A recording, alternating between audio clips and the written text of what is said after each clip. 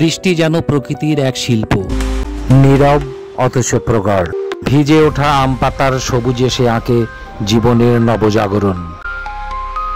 School ছুটির ভেজা পায়ে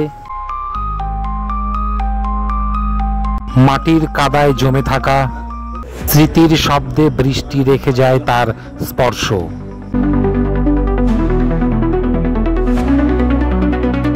পুকুর পাড়ের গাছ আর ভেজা পাতাগুলো চকচক করছে সবুজে। নদীর ধারে মাছের হাঁক আর চায়ের দোকানে কৃষকের চিন্তা, সবকিছুই যেন এক বিশাল ক্যানভাসে আঁকা।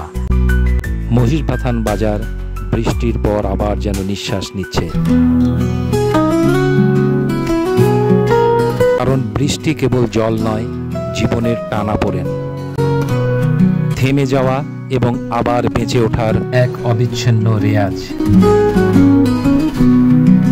শিল্পের মতোই সে ফুরিয়ে যায় এবং রেখে যায় এক গভীর রং।